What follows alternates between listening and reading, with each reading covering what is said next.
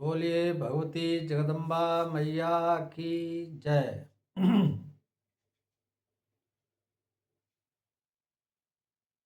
ओम सर्वमंगल मांगल्ये शिवे सर्वार्थ साधिके शरण्ये त्र्यंबके गौरी नारायणी नमोस्तुते। सर्वबाधा प्रशमनं त्रैलोक्यस्याखिलेश्वरी एवमेव त्वया कार्यमस्मद्वैर्विनाशनम्। ॐ सर्वचैतन्यरूपां तामाद्यां विद्यां च धीमहि बुद्धिं यो नः प्रचोदयात्। आज श्रीमद् देवी भागवत महापुराण के पहले स्कंद से आपको कथा सुनाने जा रहे हैं। जो सर्वचेतन स्वरूपा आदि अंत से रहित एवं ब्रह्म विद्या स्वरूपिणी भगवती जगदम्बिका हैं, हम सब आप लोग उनका ध्यान करते हैं कि हमारी बुद्धि को तीक्ष्ण करें और कल्याण करें, कृपा करें।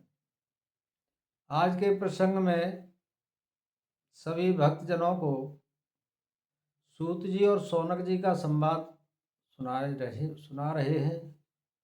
शौनक जी ने प्रार्थना की थी सूत जी से कि हे सूत जी, प्राणों के नाम और उनकी श्लोक संख्या जो भी है, जो और ऊपर प्राण वगैरह कहे हैं, उनके बारे में आप हमको ज्ञान दीजिए। तो नैमिषारण्य तीर्थ में सभी शौनकादिक ऋषि मुनि सबने सूत जी से निवेदन किया कि हे प्रभु, आपने सत्यवती नंदन व्यास जी के मुखारबिंद से सभी तरह से संपूर्ण लक्षणों से रहस्यों के साथ में सभी पुराणों को अच्छी प्रकार से जान लिया है और हमारा बड़ा भाग्य है कि आप हमारे इस क्षेत्र में, जो नैमिषारण्य क्षेत्र है, इस क्षेत्र में पधारे हैं। क्योंकि नैमिषारण्य क्षेत्र में पधारने से और कथा इत्यादि श्रवण करने से वहाँ कलयुग का वास नहीं होता है।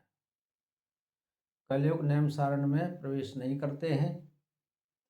अतः ये कथाएं श्रवण करने से और ज़्यादा पुण्यदायी हो जाती हैं। और आप तो ऐसे हैं कि आपकी आयु कभी क्षीण नहीं होती है। अतः आप हमसे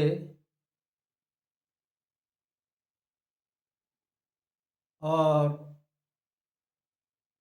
कथा सुनने की हम लोगों की प्रबल इच्छा है। आप हमको पुराण इत्यादि के विषय में कथा सुनाएं। आपने सभी पुराणों का विधिवत अध्ययन किया है। जिन्हें कान हैं और जो सुनने के स्वाद से भी परिचित हुए मनुष्य यदि पुराण नहीं सुन पाते हैं तो इनको क्या कहेंगे? अहो, हतभाग्य हैं। जिस प्रकार से षड्रस होते हैं, षड्रस के स्वाद से जीव तृप्त हो जाती है, वैसे ही विद्वान पुरुषों के वचनों से कर्णेंद्रियों को महान आनंद होता है। ये सभी जानते हैं। सर्पों के कान नहीं होते हैं, तब भी वो मधुर स्वरों को सुन करके वे अपनी शुद्ध बुद्ध खो बैठते। अतः फिर भी कान वाले मनुष्य यदि सद्वाणी नहीं सुनते तो उन्हें बहरा ही क्यों न कहा जाए। अतः ये सोम सभी विप्रगण कथा सुनने की अभिलाषा से सावधान होकर नैमिषारण्य में क्षेत्र में बैठे हुए हैं और आप लोग हमको ये कथा श्रवण कराएं। क्योंकि कलयुग में केवल कथा श्रवण करने से और महिमा इत्यादि सुनने से ही मनुष्यों का कल्याण हो जाता है। वैसे तो इस काल चक्र में हर समय आना जाना बना ही रहता है। ये काल चक्र घूमता रहता है और अपने पुण्य के प्रभाव से मनुष्य जीव स्वर्गलोक भी जाता है, वैकुंठ भी जाता है, लेकिन वहाँ से जैसे ही उसके पुण्य समाप्त होते हैं तो फेंक दिया जाता है। अतः फिर यहीं कलयुग में आकर के अपना अतः अपने आत्मा का मोक्ष मोक्ष के लिए अर्थात जिसको कल्याण मार्ग कहते हैं उस पर चलने के लिए भगवत भजन, भगवत कीर्तन और भगवत चर्चा, यदि आप इतना भी करते हैं तब भी ये कहा जा सकता है कि हम कहीं किसी अच्छे मार्ग पर चल रहे हैं। और इन कथाओं के सुनने से, देवी भागवत की महिमा को सुनने से, देवी भागवत की कथाओं को सुनने से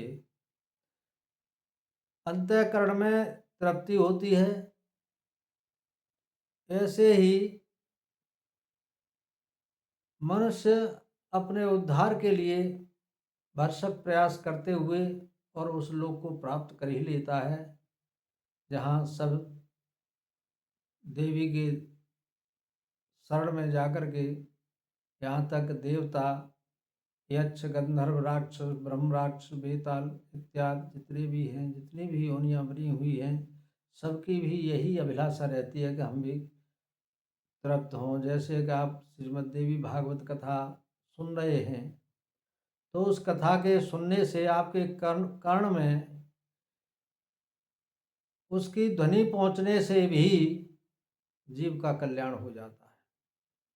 आपने देखा होगा कि बहुत से जीव ऐसे होते हैं जो वृक्ष की डाल पर आकर के पक्षी बैठ जाते हैं, कथाएं चल रही हैं, कथा हो रही है और उस कथा को पक्षी भी बैठ करके सुन रहे हैं।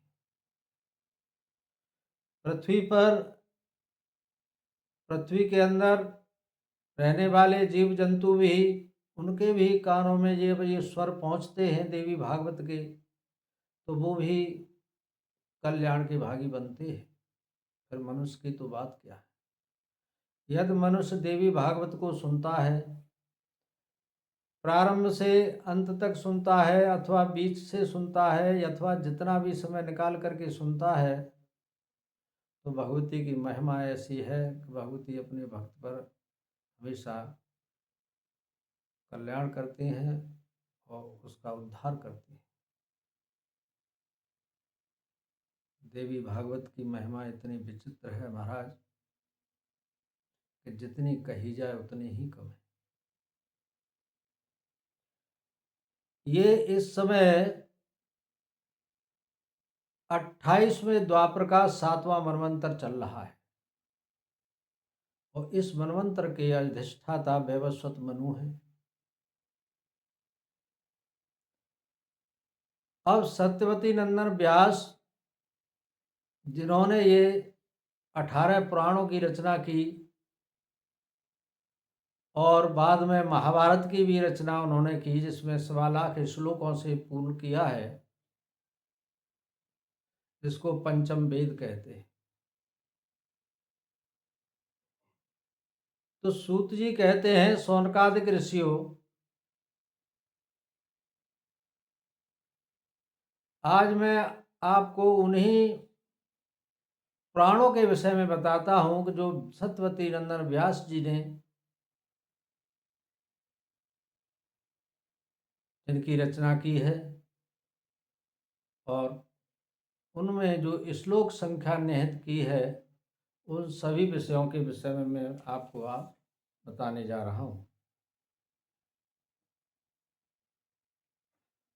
अब रही बात कि द्वापर युग में सत्यवती नंदन ने, व्यास जी ने जो कथाएं लिखी हैं और बहुत सी कथाएं ऐसी सुनने के लिए मिलती हैं कि जो उनसे भी पहले की कथाएं हैं। तो क्या व्यास यही थे? देवी भागवत में इसका व्याख्यान है कि प्रत्येक मनवंतर में अर्थात प्रत्येक द्वापर में व्यास उत्पन्न होते हैं। प्रत्येक द्वापर में व्यास जी उत्पन्न होते हैं और हर मनवंतर के व्यास अलग रहे हैं। सबसे पहले जो सत्यवती नंदन व्यास जी ने जो पुराणों की रचना की थी, उसमें मत्स्य पुराण लिखा उन्होंने, जिसमें 14,000 श्लोकों का समावेश है। उसके बाद मार्कंडेय पुराण लिखा, जिसमें 9,000 श्लोक दिए हैं। तीसरे नंबर पर भविष्य पुराण की रचना की, 14,500 श्लोकों से उसको सुशोभित किया है।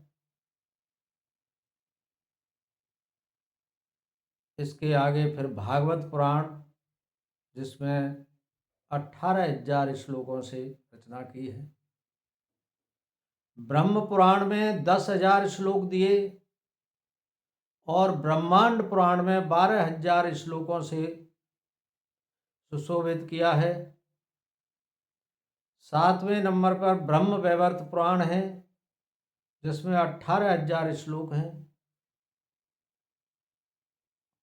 और वामन पुराण में 10,000, वायु पुराण में 24,600 श्लोक मंत्र हैं। विष्णु पुराण में 23,000 श्लोक मंत्र हैं। 12 पुराण में 24,000 और अग्नि पुराण में 16,000, नारद पुराण में 25,000 श्लोकों से व्याख्या की है। पद्म पुराण में 55,000 श्लोकों से सत्यवती नंदन व्यास ने रचना की है। फिर लिंग पुराण है, जिसमें 11,000 श्लोक हैं। और गरुड़ पुराण, जिसमें 19,000 श्लोकों से उसको सुशोभित किया है। और कूर्म पुराण, जिसमें 17,000 श्लोक आते हैं। 18वां पुराण जो लिखा उन्होंने, स्कंद पुराण, इसमें 81,000 श्लोकों से वर्णन किया है। आज ये द्वापर जो कलयुग जो चल रहा है, वो द्वापर के 28वें द्वापर का 7वां मनवंतर ये व्यतीत हो रहा है।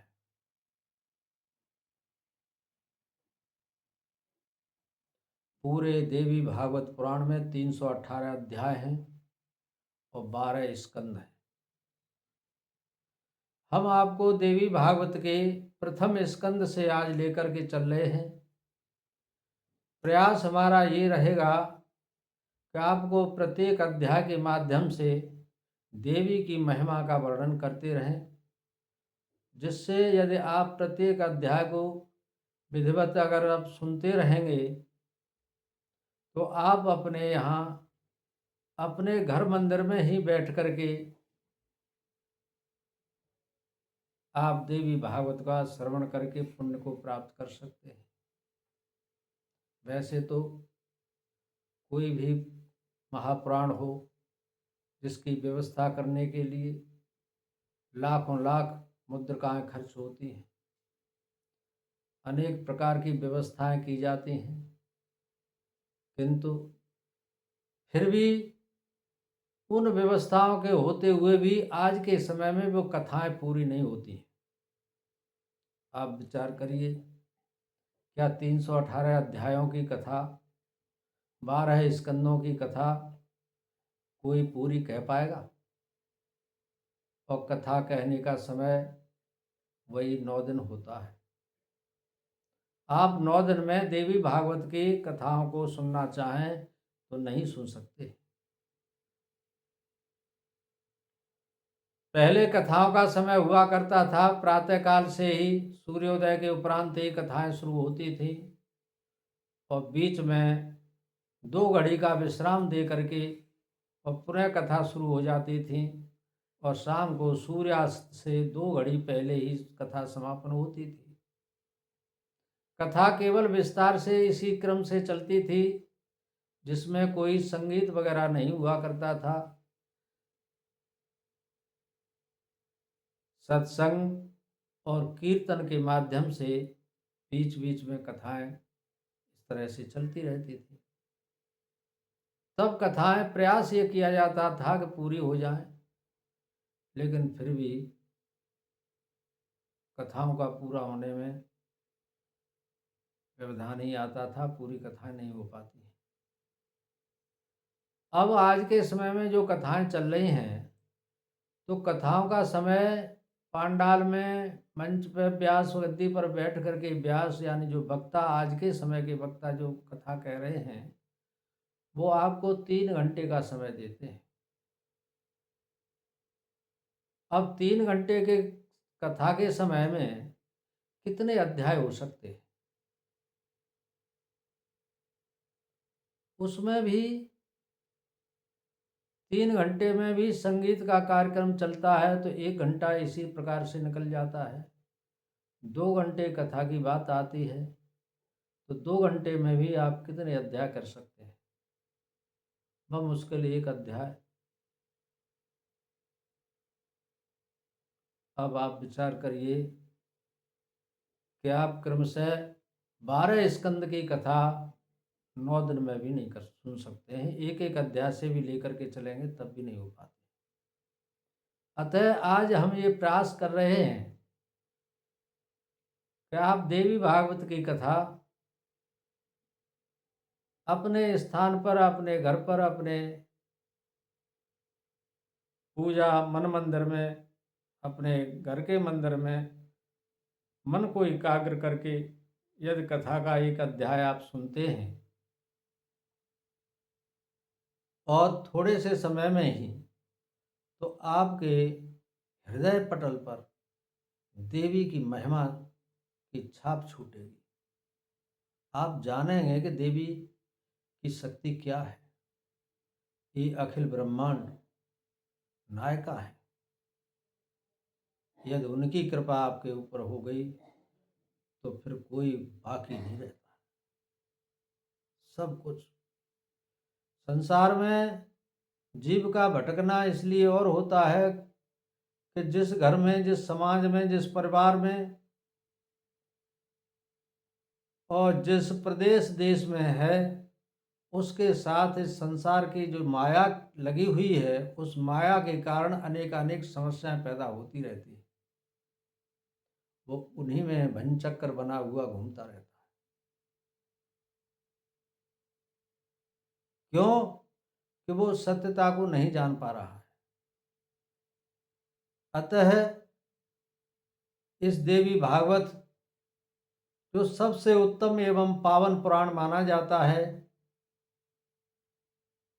इस भागवत में 18,000 श्लोक हैं। संस्कृत भाषा में वैसे तो इसकी रचना हुई है और इसको वेद व्यास जी ने इस तरह से सजाया है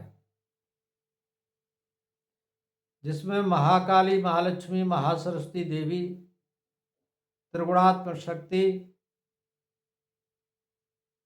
से ओतप्रोत है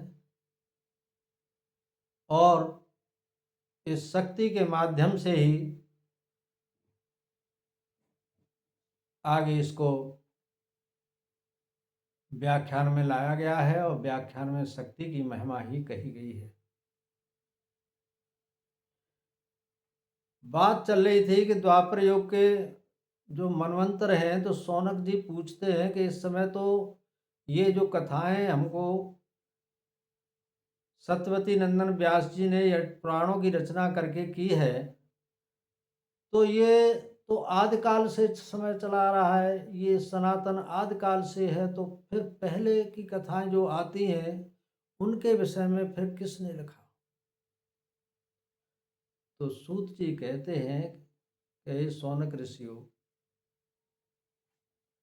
पहले जो कथाएं थीं, ऐसे ही ये चारों युग बनकर के एक मनवंतर होता है। सतयुग, त्रेता, द्वापर और कलयुग। ये जब चारों युग बीत जाते हैं तो एक मनवंतर हो जाता है। और ये मनवंतर द्वापर में जाकर के ही पूर्ण होता है। चारों युगों की अपनी अपनी अलग अलग आयु होती है।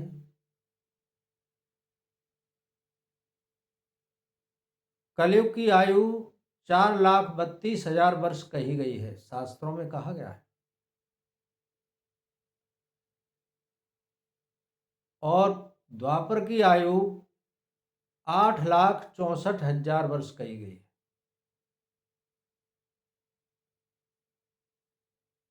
त्रेता की आयु 12,96,000 वर्ष के लिए कहा गया है। और सतयुग की आयु 17,28,000 वर्ष की है। जब ये इतने वर्षों तक चारों युग घूम जाते हैं तब एक मनवंतर होता है। और इसी क्रम से जब 100 मनवंतर होते हैं तो ब्रह्मा का एक दिन होता है, और इतने ही बीतने पर एक ब्रह्मा की रात होती है।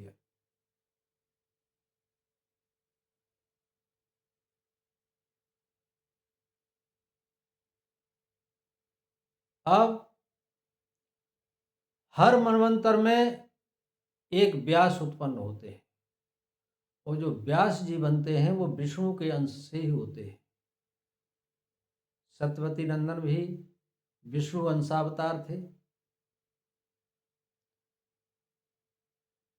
अब सूत जी ने कहा कि हे शौनक ऋषियों, अब मैं आपको प्रथम द्वापर से मैं आपकी बात को समझते हुए समझा रहा हूं कि प्रथम द्वापर में उस युग के व्यास, जब प्रथम द्वापर हुआ था तो उस युग के व्यास जो है ब्रह्मा जी थे। फिर दूसरे द्वापर में यानी 4 युग बीत गए, ब्रह्मा जी थे।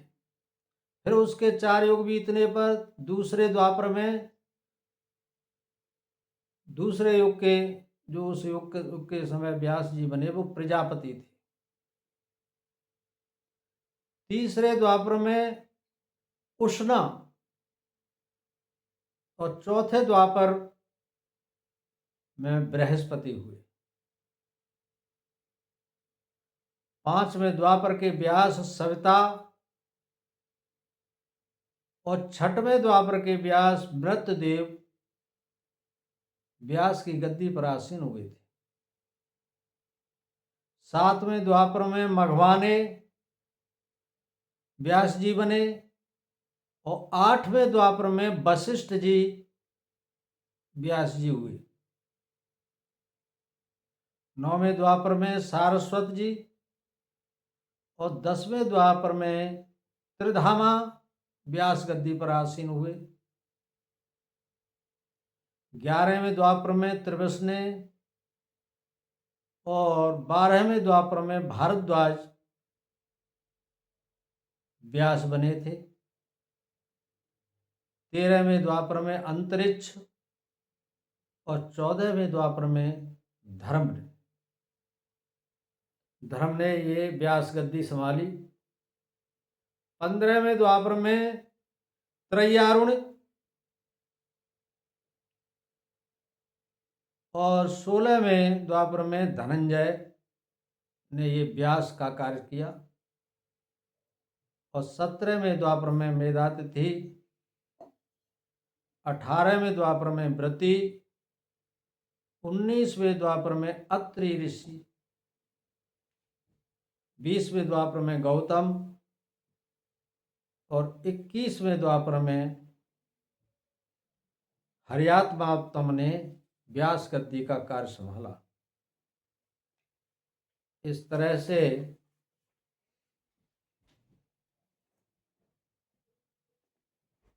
तेईसवें बाजश्रवा बैन बने, और 24वें द्वापर में आयुष्मान सोम हुए।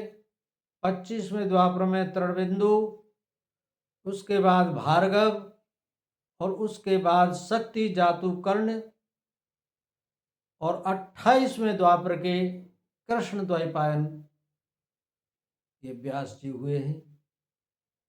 ये 28वां ही द्वापर चल रहा है।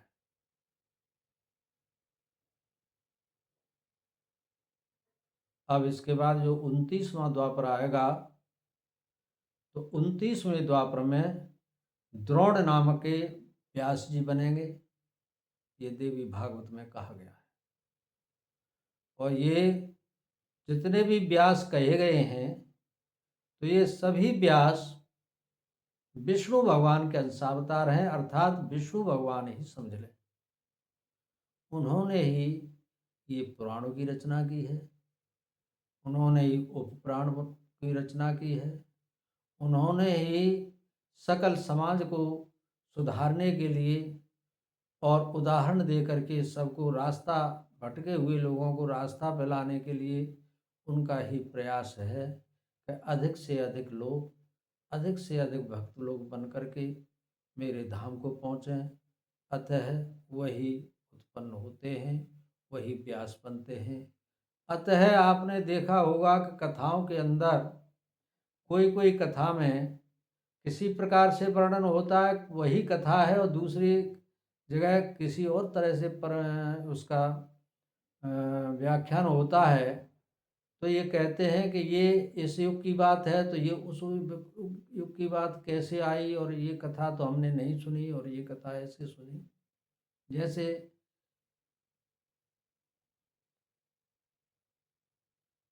तो इन कथाओं के सुनने के लिए फिर ये कहा जाता है कि ये कुछ रहस्यमयी हैं, लेकिन ऐसा नहीं है। हर मनवंतर में, हर द्वापर में अलग अलग व्यास हुए, और हर व्यास ने इन शास्त्रों की रचना की। जैसे कभी कभी क्या होता है कि दुनिया लुप्त हो गई, महाप्रलय हो गया, अब कहीं कुछ नहीं, जल ही जल है, अथवा अग्नि ही अग्नि है ही नहीं कुछ। कहा जाता है कि पूरी पृथ्वी की आयु 4 अरब वर्ष इस समय लगभग चल रही है, और 24 अरब वर्ष का ये पूरा क्रम बना हुआ है। इसमें 8 वर्ष जनजीवन, 8 वर्ष जल, और 8 अरब वर्ष तक यहाँ केवल अग्नि अग्नि होती है। धीरे धीरे पृथ्वी का निर्माण होता है, तब विष्णु भगवान की ही चेष्टा होती है। जो महाशक्ति होती है वो विष्णु भगवान के स्वरूप में आती है, और वो इस तरह से प्रतिष्ठा करती है।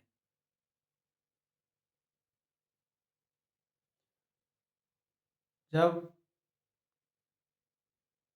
6 अरब वर्ष हो जाते हैं, तो उसके बाद तापमान एकदम सूर्य का बढ़ता चला जाता है। यहाँ तक फिर आगे चल कर के इतना तापमान होता है, इतना तापमान होता है कि ये सब पेड़ पौधे सब जलने लगते हैं, पहाड़ पिघलने लगते हैं, सब इसी तरह से इधर नीचा होता है उधर को ये सब बहने लगते हैं। जहाँ समुद्र है वहाँ पहाड़ हो जाते हैं, जहाँ पहाड़ है वहाँ समुद्र हो जाते हैं। पक्के मकान ये सब पानी की तरह सब पिघलते हैं, और पिघल करके ये ऊंचा नीचा जब पृथ्वी का हिलोर इधर से उधर होती है, तो यही अंदर जाते हैं, यही समझ आते हैं। और बहुत से काल के बाद में ऐसा बहुत सा लंबा काल होता है, यही इधर अंदर रत्नगर्भा जिसको कहते हैं, इसी के अंदर ये जहाँ बाग हैं, जहाँ वन हैं, जंगल हैं, वहाँ की लकड़ी है वो वहाँ के वहीं दबे होते हैं, उनका ही कोयला बन जाता है। जो धातुआँ होती हैं वो धातुएँ इकट्ठी हो जाती हैं, सब इसी के अंदर समा जाता है, ऊपर से उथल पुथल हो जाती है। इसी क्रम से फिर ये जब सूर्य तपता है, फिर पानी होता है, तो पानी ही पानी बना रहता है। जैसे कि मधुकैटभ के टाइम में ब्रह्मा विष्णु महेश मधुकैटभ जल से उत्पन्न हुए। भगवान विष्णु योग निद्रा में होते हैं, तब सो रहे होते हैं। उनके ही कर्णमैल से मधु और कैटभ उत्पन्न हुए, तो ब्रह्मा जी को मारने का उन्होंने उद्देश्य बना लिया। अब ब्रह्मा जी घबरा गए कि ये तो मुझे मार देंगे, अब मेरा क्या होगा, कैसे होगा। तब उन्होंने उसी योग माया का ध्यान किया, उस महामाया का चिंतन किया, उसी देवी की स्तुति में लगे रहे। कंदरा में, गुफा में, जहाँ कहीं उनको यथा स्थान जैसी जगह मिली वहाँ वो देवी की प्रसन्नता के लिए उन्होंने भारी स्तुति की थी। तो देवी ने प्रसन्न होकर के कहा, तथास्तु, क्यों चिंता करते हो, मैं हूँ। जिसकी माँ उसके सामने हो तो उसे भय किस बात का है। जैसे कोई बच्चा है छोटा और उसके साथ में उसकी माँ है, तो वो किसी से कुछ भी कह सकता है लेकिन डरता नहीं है। ऐसे ही जो माँ की शरण में होते हैं तो फिर उन्हें भय किस बात का है। ब्रह्मा जी, इसका तुम क्यों डरते हो, तुम योग निद्रा की प्रार्थना करिए। योग निद्रा की प्रार्थना की, उनकी प्रार्थना सुनकर के योग निद्रा प्रसन्न हो गई। या देवी सर्वभूतेषु निद्रा रूपेण संस्थिता नमस्तस्यै नमस्तस्यै नमस्तस्यै नमो नमः। जब वो प्रसन्न हो गई तो उन्होंने कहा, ठीक है, मैं इनके पास से हट जाती हूँ। तो विष्णु भगवान जागृत हो गए और सावधान हो गए। फिर भी 5000 वर्षों तक उनका महायुद्ध चला था, ये आया है। इधर ब्रह्मा जी माँ से बराबर बारंबार बारंबार प्रार्थना ही कर रहे थे। तो उन्होंने कहा, ठीक है, मैं अपनी शक्ति इनके बलों में, इनकी बाहुओं में भेजती हूँ और ये मधुकैटभ को तो मार देंगे। इस तरह से उनका कल्याण किया, ब्रह्मा जी को बचाया। ये उस समय की बात। तो देवी की इतनी अद्भुत कृपा है कि आप समझ लीजिए कि ब्रह्मा विष्णु जैसे देवता और उनके दुश्मन भी राक्षस जैसे हो जाते हैं, दैत्य होते हैं। जहाँ बलाबल बराबर बैठता है वो भी चिंता में डूब जाते हैं। तब वो भी अपनी शक्ति को प्राप्त करने के लिए भगवती से ही प्रार्थना करते हैं। शक्ति प्रधान है और आज इस कलयुग में शक्ति की प्रधानता है। संग है शक्ति है कलयुग। इस कलयुग में शक्ति साधना, शक्ति की प्रधानता बहुत जरूरी है। अतः ये सभी व्यास जितने हुए हैं, सत्यवती नंदन व्यास से पहले के पूर्व के जो 28-27 व्यास हुए थे, वो भी इसी प्रकार से विष्णु के अंश से पैदा हुए, विष्णु के अंश में आए थे। और उसी अंशावतार होने की वजह से भगवान विष्णु ने ही इन शास्त्रों की रचना की, पुराणों की रचना की, वेदों की रचना की। इसलिए कोई कोई कथा में इस प्रकार से अंतर आता है। आगे चल करके हम आपको जब कथा सुनाने बैठेंगे, सुनाएंगे, एक एक अध्याय से प्रयास करेंगे कि आपको कथा वास्तविकता में जो कथा होनी चाहिए, जो सुननी चाहिए, वो हम आपको देना चाहेंगे। यदि आप चाहेंगे सुनना तो आप जरूर सुनिए, समय निकाल करके सुनिए, जब समय हो तब सुनिए। ये कोई सुनिश्चित नहीं करेंगे कि आप इतने इस बजे से इतने बजे तक ही सुने, ऐसा नहीं। जब आपको फुर्सत मिले तो देवी भागवत की कथा को जरूर सुने और ज़्यादा लंबा नहीं दिया करेंगे, एक एक अध्याय के से प्रयास करेंगे। और फिर जैसी आप लोगों की रुचि होगी, यदि आप लोगों की कथा सुनने की रुचि बढ़ेगी तो हम कथा का समय भी बढ़ाते चलेंगे। और हम ये चाहेंगे कि आप देवी भागवत पूरी भागवत का श्रवण करें।